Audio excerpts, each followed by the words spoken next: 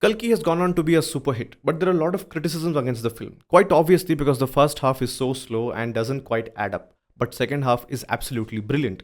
And second half leaves you at the edge of your seat thinking about what could be the possibilities of the continuation of this series and what could culminate into the Kalki Cinematic Universe. Let's talk about some theories that have made rounds around this film and the characters. Primarily, let's give it to Nag Ashwin for creating such a wonderful vision and having such a great cinematic universe coming towards us. And the references to mythology are absolutely unbelievable and so appealing for the audience to watch and understand. Now, going with the characters that he has created and how each of the character develops and the world building happens, all of that cannot be discarded as cinematic brilliance. Going forward, let's talk about who Kamal Haasan plays in the film. Yaskin, or Supreme Yaskin, played by Kamal Haasan, has a lot of backstory to it which is not revealed in this film. Perhaps it will come in the next movie. But here, what we could understand that this man can be someone who is an immortal and is a sage and who is looking for that serum that can be there for almost 150 days in a woman's womb.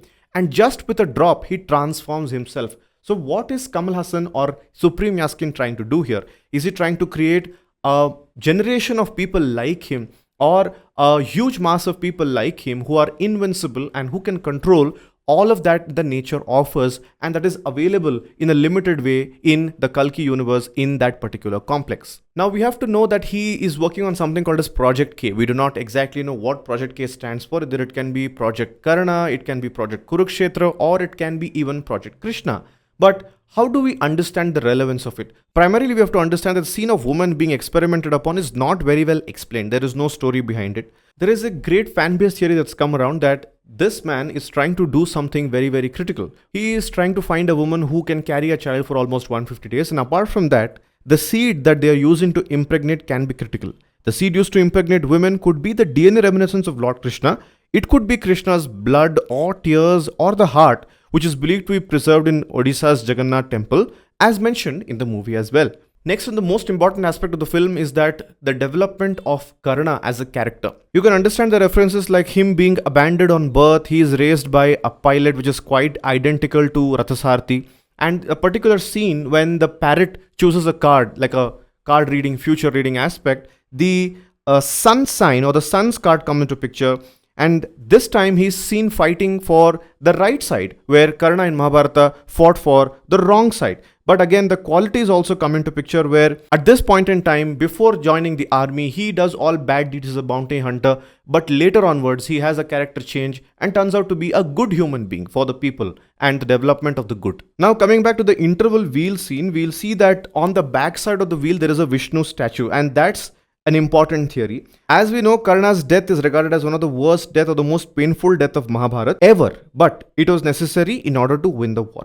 Even Karna's life was full of, avamanas or, some sort of a humiliation and shapas or curse from a lot of people, even though he did not deserve any of it. So the balance that karma, Lord Narayana, has given him the chance to save his 10th avatar in this yuga and balance the karma, which is exactly symbolized in the wheel scene where you see before the interval. Now, what happens in the later aspects of the film? Prabhas or Bhairava has taken away Sumati with him and she will end up giving birth to Kalki. Ashwathama is quite clear that Bhairava will protect Kalki. But here, the bigger aspect is how will Kamal Haasan come into picture and what will happen in the next film? Possibly there's a theory that Ashwathama will pray to God to create a shield to protect Kalki, and to break that shield, Gandhi will be necessary, and that's when the powers of Supreme Yaskin will come into play. A lot of criticism has been put out against the character of Disha Patani, saying that it's useless, it's eye candy, it's glamorous. But we certainly feel that this character has a lot more role to play, or it might not as well.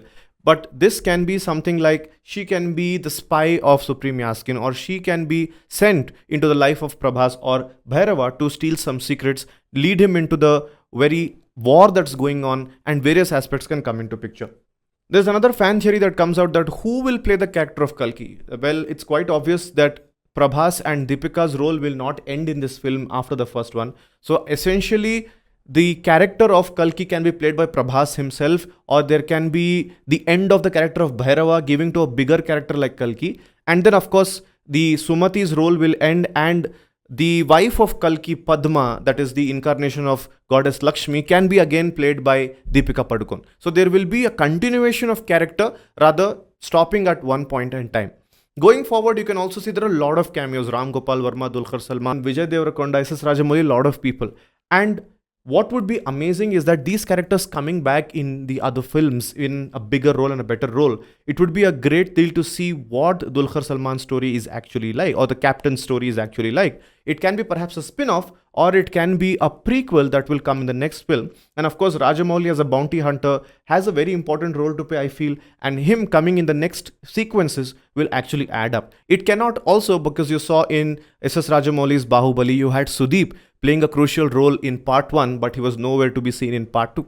So these cameos will have a lot of impact. There are also theories that Vijay Deverakonda is also playing the role of Arjuna in some other film that can be a part of this cinematic universe, but there has been a lot of criticism against his dialogue delivery, but I feel that he's shown on a lesser scale because obviously Bhairava is a protagonist and he has to be seen on a larger scale and more powerful at that point in time. But of course, the role of Arjuna suits Deverakonda really well. And there are also theories that Rana Daggubati will be seen in the film in the role of Hiranyakashipu. Again, that has to be written and put out in a different way. For those who did not get the significance of 2898 AD, understand this. In 3102 BC, which could possibly be the next title, was when Kali Yuga started. The promotional material and the beginning of the film clearly says that this is happening 6000 years after that particular incident. So 6000 minus 3102 is 2898. So going with these theories, how did you think about this film? What did you feel about this film? Write those in the comment section. Chime in your theories. Let's discuss. Thanks for watching.